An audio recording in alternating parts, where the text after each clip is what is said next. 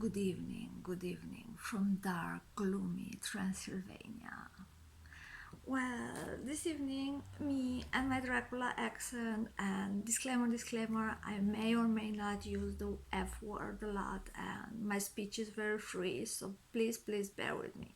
One of my passions, things that I absolutely love, are zombie, apocalyptic, and dystopian books. I love them. I am crazy for them. They helped me learn English, and one of the first series that I read in English was Zombie Fallout by Mark Tufo. So if you're a zombie fan and didn't read yet Zombie Fallout, you should absolutely go and check it out because it's one of the amazing books. And I was thinking over the last days, what is making the zombie apocalyptic genre so special? Why are we so attracted to it? Because I think the answer is absolutely easy.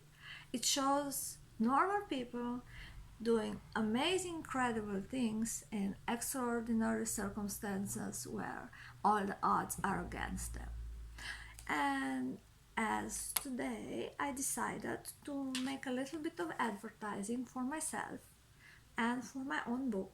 My series is called Alice in Dystopia, and you can see by myself. I will post a link in the comments if you're interested. It's available on Kindle Unlimited. And I wanted to do a little bit of research and see what happens when ordinary people are put into extraordinary circumstances, and are they rising to the occasion or are they falling like ripe tomatoes? In my case, my heroine, Alice, is an absolutely normal girl. She doesn't have any superpowers. She is your ordinary skinny girl, and she was already born when the world ended. And we have these premises for a dark, cold, apocalyptic world where the sun is dying as a follow-up of solar explosions when the power of the sun is gone, and the moon is broken, so this is perturbing the entire gravitation of the planet earth, and it's mingling with the circles and circuit of life of planet earth.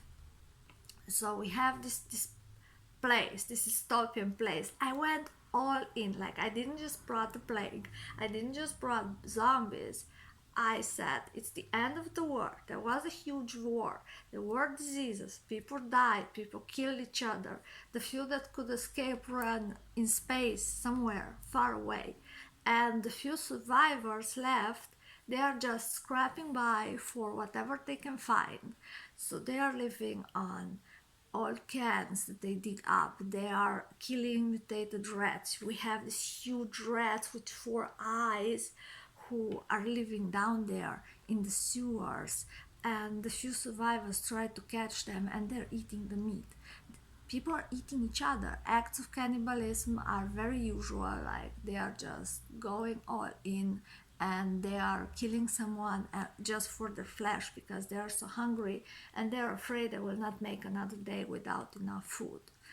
And under all these horrible premises, you actually have a very young love flourishing initially between Janey and Alice.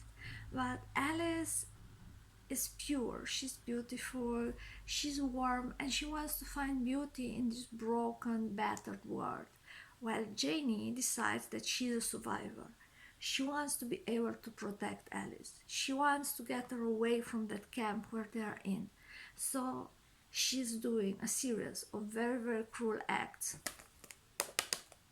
Trigger warnings, like I have very explicit sex scenes and I have very cruel acts. Horror style acts. And at some point the two girls are finding their way out of the camp, but in the meantime Janey turned into this negative persona. She's so filled with hate, she's so filled with rage, she cannot find calm in herself, she cannot find balance anymore, and she lost the ability to love because somewhere on the road, when she's trying to be this strong woman, this warrior woman, this woman that is capable to do anything, she loses herself. So she's gone She's just a shell, she's just a husk going through the motions. She eats, she sleeps, she fights, she fucks. Alice, on the other hand, is protecting her soul, but she feels weak. In her moments of despair, she even considers killing her lover Janey. This is why I find it great, because one of my reviewers said it's like the road, just with lesbians.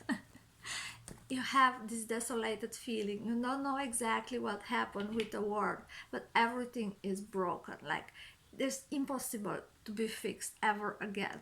And you have these two girls who are in a relationship, in a love relationship. Janey is the abuser, Alice is the abused one.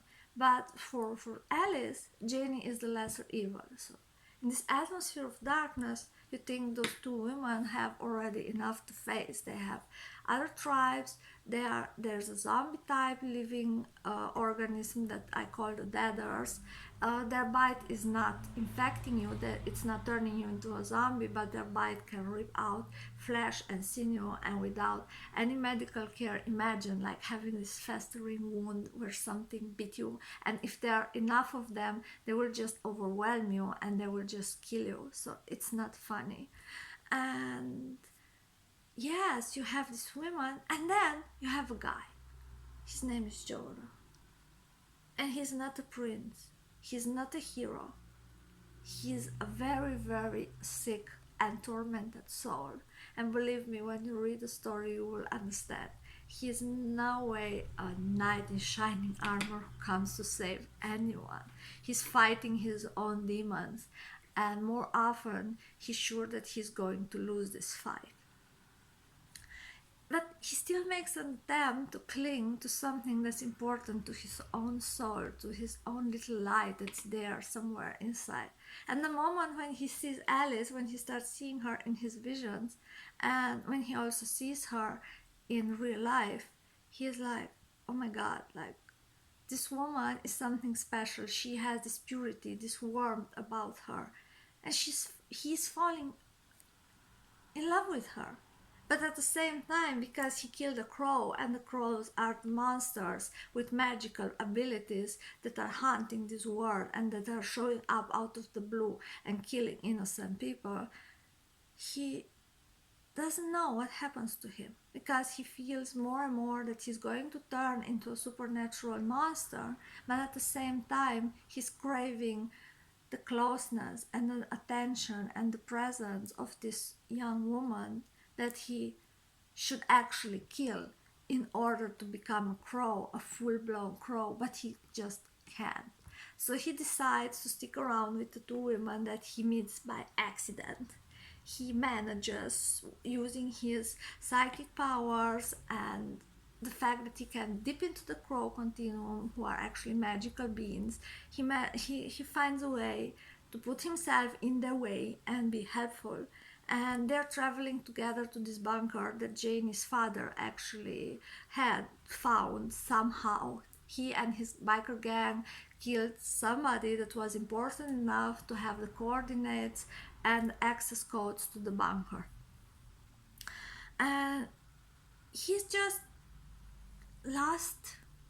He doesn't know exactly what's happening to him. So he's happy to be in Alice's glow, and he wants to be close to her, and he wants to get to know her better. It's all very sweet and romantic, but actually the focus is on Alice. She's like the proverbial Alice in Wonderland. She loses the sense for what's real and what's in her own imagination, and she's working at herself. She tries to emerge and become this stronger woman, this better woman, this woman who can stand on her own feet without needing Janey, without needing Jonah, without needing anything. So you have this darkness, this world of mutations, these predators, and towards the end, you have a goddess. And the goddess is emerging at some point. Oh well, so I hope you will enjoy the idea. The first book is extremely violent and it has trigger warnings in the Amazon description. The second book that I published a few days ago, it's called Broken Paradise. It's also from the Alice in Dystopia series. It's more towards sci-fi. We see Alice finding herself getting to terms with who she is. She's training, she's evolving, she tries to be this better person, and she tries to find a way to save Jonah. She's not sure that she loves him.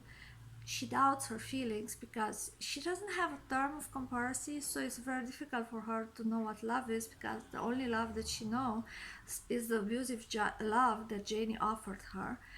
I will not say what happens to Janey. Maybe she left, maybe she's dead, but I hope you will read my book and find out. And I will not say I will make a tutorial for my very dystopian makeup, but I hope you like it. It's mysterious and apocalyptic with a little bit of Mad Max. Go and get yourself Alice in Dystopia because you will not regret it.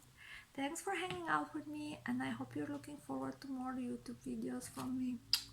Ciao from Transylvania. Ciao, ciao.